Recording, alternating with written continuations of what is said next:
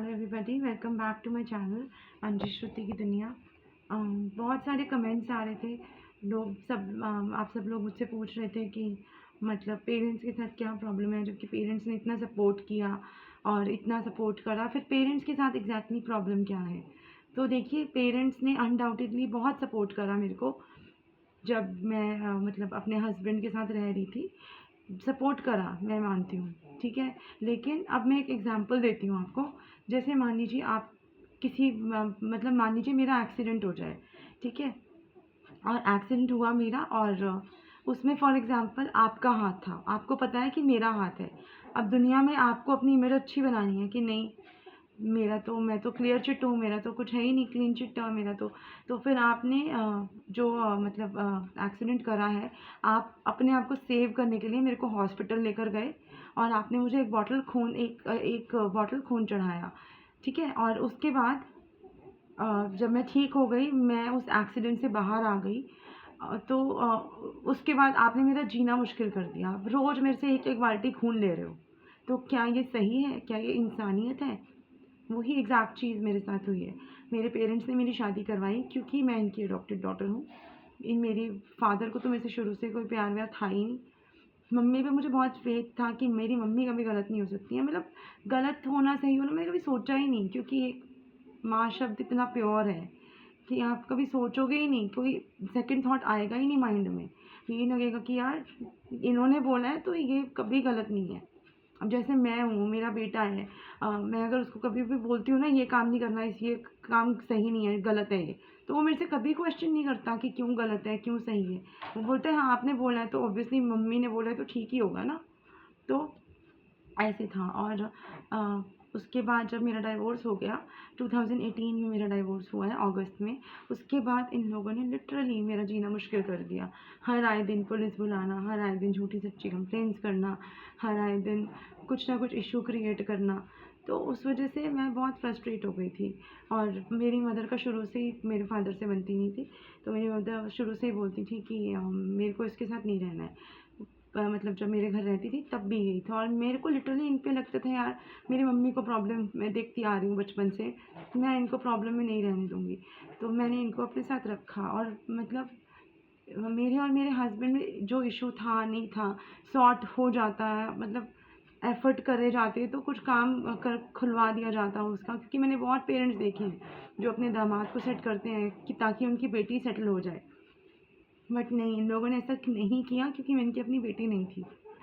मैंने मतलब बहुत बार रिक्वेस्ट करी थी इन लोगों से। हाँ, एक बार इन्होंने मेरे को मतलब जैसे मेरी डिलीवरी के टाइम पे, उस टाइम पे हेल्प करी थी। वो भी हमारे ये लोग क्योंकि हिमाचल के हैं, तो यहाँ पर तो रिवाज है कि फर्स्ट डिलीवरी जो लड़की की है मायके में होती है। मेरी जितनी भी कज़न्स वगैरह हैं, सबकी पहली डिलीवरी, इवन बहुओं तक की डिलीवरी मायके में ही हुई है। तो मेरे पे कोई एहसान तो किया नहीं, सब नॉर्मल करते हैं ये।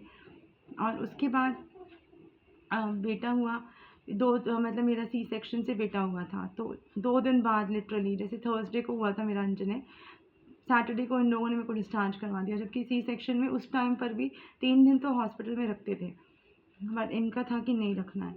तो मेरे को कोई था ही नहीं यार, मैंने कभी सोचा ही नहीं कि माँ बाप कर रहे हैं तो सही होगा। कभी कहीं गलत सही भी नहीं सोचा, मतलब एक होता है ये चीज़ है, बोला है तो भाई सही है। और मतलब कभी डाउट ही नहीं किया, कुछ करा ही नहीं।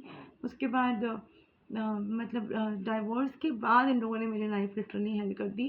2019 में इन्होंने मेरी कंप्लेंट करी थी पुलिस स्टेशन में, कोई झूठी कंप्लेंट कि मतलब इनको जान का खतरा है समथिंग, और मैं मौके पे पकड़ी जाऊँ। और उसके बाद वो जो कंप्लेंट है ना, वो मुझे लास्ट ईयर मिली अलमारी में मेरे फादर की। वो ड्रॉर खुला हुआ था, बाई चांस तो मैं बंद कर रही थी, वहाँ पर एक कंप्लेंट पड़ी थी, मैंने ऐसे उठा के पढ़ा। आई वॉज लिटरली शॉक्ड कि यार मतलब ऐसे कोई कर सकता है। और उससे बड़ी बात, जब इन्होंने ये कंप्लेंट करी है, उस टाइम पे ये लखनऊ घूम के आई है मेरे साथ। जो मेरा मैटर हुआ था श्रुति हरियाणा वाले चैनल पे, लखनऊ इनको मैं घुमा कर लाई थी, और लखनऊ से आते ही इन्होंने मेरे कंप्लेंट झूठी कर दी। मतलब आप मेरे साथ गए हो वहाँ पर, 4-5 दिन 6 दिन बाद मेरी कंप्लेंट कर रहे हो। तो मतलब इनकी वजह से, इनकी रिकॉर्डिंग वायरल हुई थी ना, मेरा तो कुछ भी वायरल नहीं हुआ था। मैंने कि इन्हीं की वजह से किया था कि मेरी मदर के बारे में कैसे बोला, मैं नहीं सुन सकती। तो मतलब ठीक है, डाइवोर्स के टाइम पे एडवोकेट इनका था। मैं डाइवोर्स नहीं चाहती थी अपने हस्बैंड से। हाँ, मैं नहीं चाहती थी डाइवोर्स। इनके एडवोकेट ने मुझे बोला था, पूरा मेरा माइंड वॉश करा कि अब ऐसे लॉज़ आ रहे हैं, बच्चे की कस्टडी उसको मिल सकती है क्योंकि मेल चाइल्ड है, ये है, वो है। बहुत कुछ मेरे अंदर डाला, जिसकी वज़ह से मुझे ये डिसीज़न लेना पड़ा। मैं डाइवोर्स नहीं देना चाहती थी बिल्कुल भी। और लेकिन इनके एडवोकेट ने, इन्होंने बोला होगा ऑब्वियसली, मैंने अपना एडवोकेट कभी करा ही नहीं। एक बार स्टार्टिंग में मैंने अपने एडवोकेट किए थे, तो उनके साथ इश्यूज हो गए थे इनके, तो इन्होंने बोला नहीं चेंज कर। तो मेरे माइंड में यार कभी नहीं आया कि कुछ गलत ऐसा हो सकता है। उसके बाद 2019 में कंप्लेंट हुई थी और लिखा था मौके पे पकड़ी जाए, बस 2023 तक, आई गेस 4 साल हो गए, कभी मैं मौके पे पकड़ी नहीं गई क्योंकि मैंने कभी कुछ किया ही नहीं। मुझे मौके पे पकड़ाओगे कैसे आप? उसके बाद मेरे फादर ने मतलब बहुत हिरास करा, मुझे बहुत मार पीट करते हैं और भी बहुत सारी चीज़ें करते हैं वो, जो मैं सोशल मीडिया पे नहीं बता सकती हूँ। मतलब बहुत, क्योंकि मेरे अपने पेरेंट्स तो हैं नहीं ये लोग, इसलिए इनको मेरे से कोई प्यार व्यार तो है नहीं। सेकंड मैरिज मैं करना चाहती थी तो मेरी मदर मुझे बोलती थी कि बच्चे के सहारे ज़िंदगी कट जाएगी। और मतलब मुझे लगा यार ठीक है। मम्मी मतलब उस टाइम पे ये था, मैं पहले ट्रैवल का काम था मेरा, तो 2015 के लास्ट तक मेरा वो काम था। और मतलब मैं काम करती थी और कैश में मैं सैलरी लेती थी क्योंकि मेरा मेंटेनेंस का केस चल रहा था। तो जितनी भी मतलब थोड़ी बहुत इनकम होती थी स्टाफ को देने के बाद, वो मैं अपनी करती थी। और 2013 से 2015 तक मैंने वो बिज़नेस करा है। और हनुमान ट्रैवल्स के नाम से मेरा काम रजिस्टर्ड था justdial.com पे। और इसके अलावा अ, उससे पहले, शादी से पहले भी मैं जॉब करती थी। I was working as a senior travel executive in reputed travel agency in Connaught Place. तो मैं वो करती थी और मैं ट्यूशन्स भी लेती थी जब मेरे पास टाइम होता था। जैसे मान लीजिए मैं शाम को आ रही हूँ 5-6 बजे, तो मैं 1 घंटा एक ट्यूशन ले लेती थी, तो उससे ही मेरे अराउंड 1200-1300 रुपये बन जाते थे क्योंकि हमारी सोसाइटी का बच्चा था, मैं उसकी ट्यूशन पढ़ाती थी। उसके अलावा फिर जब मेरी शादी हुई थी तो मेरे इन लॉज़ वालों ने ही मुझे बोला था कि जॉब नहीं करवाते हैं, हम जॉब नहीं करवाएंगे। तो मैंने इसलिए जॉब छोड़ दी थी क्योंकि शादी रिश्ता हो रहा था, जैसे वो लोग बोलेंगे वैसे ही मैं करूँगी ना, तो मैंने जॉब छोड़ दी थी। तो और उसके बाद मतलब मैंने काम नहीं किया। 2013 में मैंने काम स्टार्ट करा था क्योंकि 2012 में मेरा बेटा हो गया था, तो खर्चे बहुत होते थे छोटे बच्चे के साथ। मतलब मुझे बहुत शौक था अच्छे कपड़े लेने का बच्चे के लिए, क्योंकि फर्स्ट चाइल्ड के लिए तो हर किसी मदर की फीलिंग होती है ना। तो मैं firstcry.com से कपड़े वगैरह मंगवाती थी इसके लिए। और मतलब कार सीट बादल वगैरह सारे मैंने अपने शौक पूरे करे अपने बच्चे को लेकर, लेकिन उसके लिए मैंने किसी से 1 रुपए की हेल्प नहीं ली है। मेरी जो पहली जॉब की सेविंग्स थी, और क्योंकि मैं अच्छी खासी अर्निंग करती थी, आई यूज़ टू अर्न 35-40,000 इंसेंटिव्स वगैरह पर्क्स वगैरह मिला के, तो मेरे अच्छा खासा इनकम थी। तो मैंने उसको जोड़ रखा था एंड वही इनकम फिर मैंने अपने बच्चे के लिए यूज़ करी। मतलब इतनी तो ऑब्वियसली नहीं करी, 1-1.5 लाख ही लगा होगा साल में, बट हाँ मैंने करा था। और बच्चे के लिए मैं अभी भी करती हूँ, हमेशा करूँगी। कपड़े चाहे मैं खुद ख़राब पहन लूँगी, बट मैं, मेरा हमेशा ही यही होगा कि मैं अपने बच्चे को अच्छे कपड़े पहनाऊँ। और बाकी आप लोग पूछ रहे थे यहाँ पर क्या प्रॉब्लम है, तो मैं बता देती हूँ कि मेरी मदर ने जिस प्रॉपर्टी में हम रह रहे हैं, वो प्रॉपर्टी अभी लास्ट ईयर मेरे नाम की थी। तो अभी उन्होंने उसके लिए केस करा है कोर्ट में कि मैंने इनसे धोखाधड़ी करके, फ्रॉड करके ये ले ली है। तो मतलब ये सब करा है, तो उसके लिए केस चल रहा है। तो बस यही है अपडेट। और अगर आप बताइए, अगर आपके पेरेंट्स आप पे केस कर देंगे, झूठा हो भी, तो आप क्या अपने पेरेंट्स की रिस्पेक्ट करेंगे? नहीं करेंगे ना। दिल से तो उतर जाएंगे, ऑब्वियसली बोलोगे नहीं मुंह पे, लेकिन वो जो प्यार था, वो जो इमोशंस थी, वो तो सब खत्म हो जाएगा। ठीक है। और बहुत सारी गेम्स हुई हैं मेरे साथ, जो मतलब इमेजिन भी नहीं कर सकते हम लोग तो यार, कि ऐसा कोई कर भी सकता है। किसी की सोच इतनी ऐसी हो सकती है, कोई नहीं सोच सकता। और हाँ, बाकी रही मेरी मदर की हेल्थ की बात, तो उनको वेरिकोज वेन्स की प्रॉब्लम है, जिसका ट्रीटमेंट वो नहीं करवा रही हैं for the reasons best known to her. मैंने 1-2 बार उनकी अपॉइंटमेंट भी ली है, साउथ दिल्ली में कोई डॉक्टर हैं उनसे, लेकिन मेरी मदर का ये है कि तेरा खसम लग रहा है वो, मैं क्यों जाऊँ उसके पास। मैंने कहा भाई मैं तो इतना ही कर सकती हूँ ना, मैं गोदी में उठा के तो लेकर नहीं जा सकती। तो अगर वो ट्रीटमेंट नहीं करवाती हैं तो वो उनकी वो है, मैं तो सिर्फ कर सकती हूँ। और वो रात को मुझे बोलती हैं इमरजेंसी में मुझे हॉस्पिटल लेके चल, मैं हॉस्पिटल लेके चलती हूँ। उनको वेरिकोज अल्सर्स की प्रॉब्लम है, वो नहीं करते हैं ट्रीटमेंट। दिन में जाने को बोलो तो वो नहीं चलती हैं।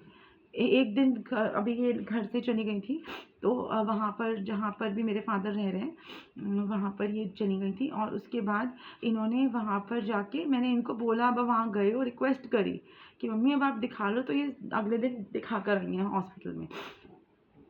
और आप लोग पूछेंगे मेरे फादर कहाँ हैं, तो जब से केस हुआ है तब से मेरे फादर, अभी मई में केस हुआ है, तो अप्रैल मिड में शायद, हाँ अप्रैल मिड में मेरे फादर किसी ओल्ड एज होम में रहने चले गए हैं। और मेरे को बोलते हैं कि जिस दिन तू प्रॉपर्टी वापस करेगी उसी दिन मैं आऊँगा।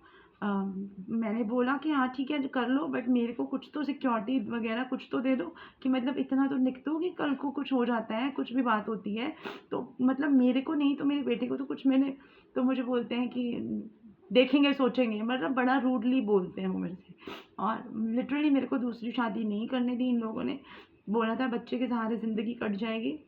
और मतलब मैं जॉब करती, जैसे मैं यहाँ पर भी आई थी कुंडली में, तो यहाँ पर भी मैंने एक स्कूल में जॉब करी थी, बट मेरी मदर ने बीच में छुड़वा दी जॉब, कि नहीं हम बच्चा नहीं संभाल सकते। तब मेरा बेटा 3.5 साल का था, हम बच्चा नहीं संभाल सकते तो जॉब छोड़ दे।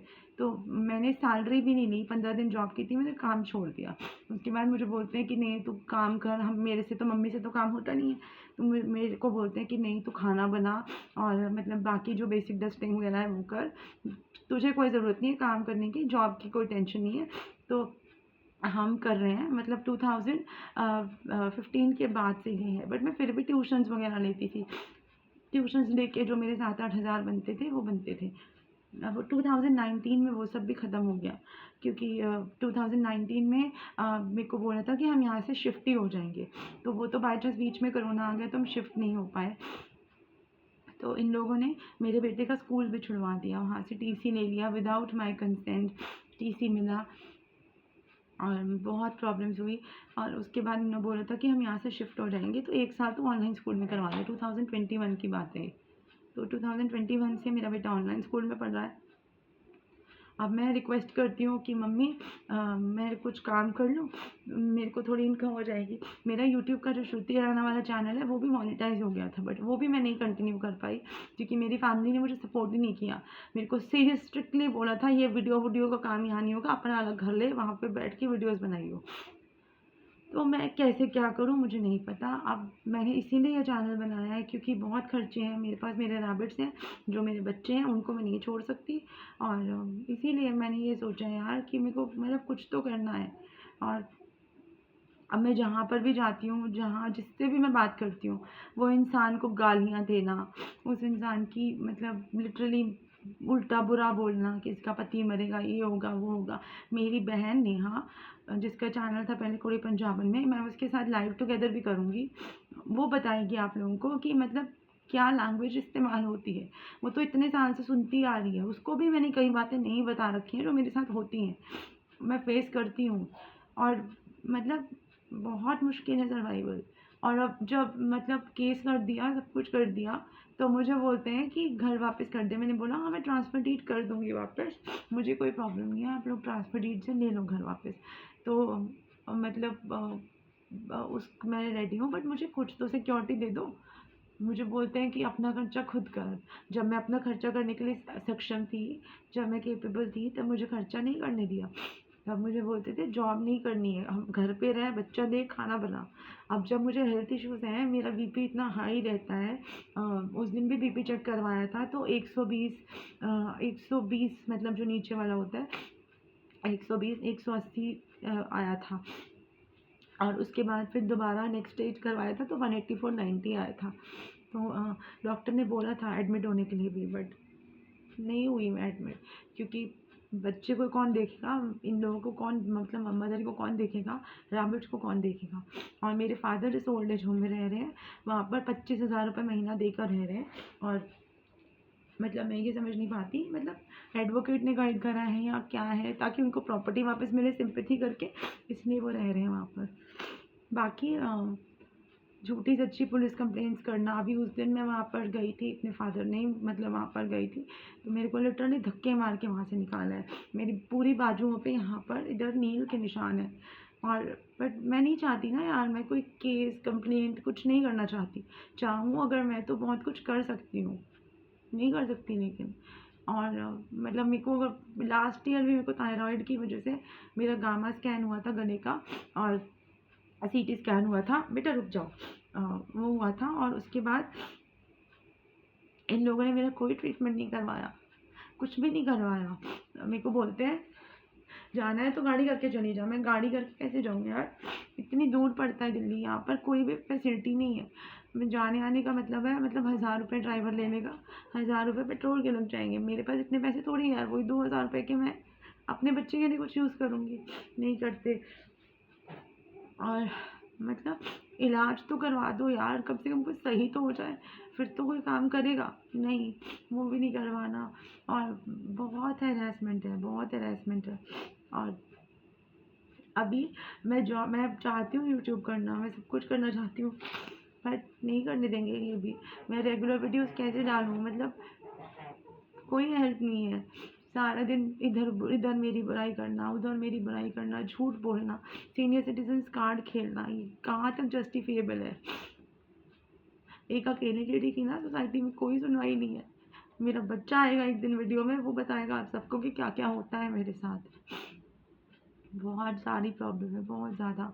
और मतलब इनका काम सारा करती हूँ मैं, एक दिन में 3-3 सब्जियाँ खाना बनाती हूँ, जो इनको खाना होता है वो बनाती हूँ। पराठे फुल्के, मेरी मदर क्योंकि पराठे नहीं खाती हैं, सॉरी फुल्के नहीं खाती हैं, तो पराठे खाती हैं, वो बनाती हूँ। जो बोलती हैं मैं वो करती हूँ।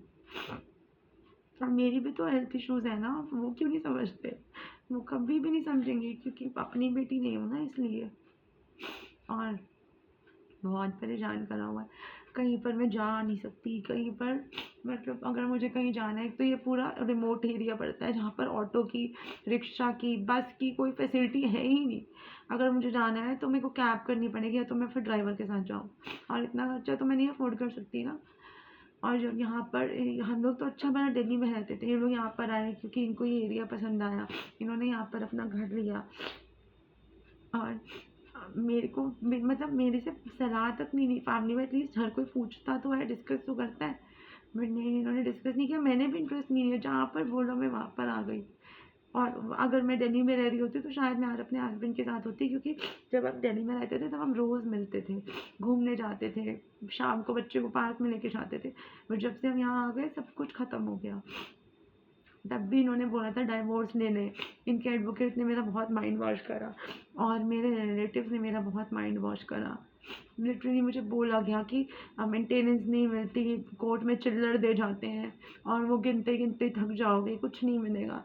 बहुत कुछ बोला, मेरे को बोला कि एटलीस्ट कुछ तो मिलेगा, वो लेके बच्चे का फ्यूचर सिक्योर कर दे, एफडी करवा दे, पेरेंट्स का सपोर्ट तो है ही, तुझे क्या टेंशन है।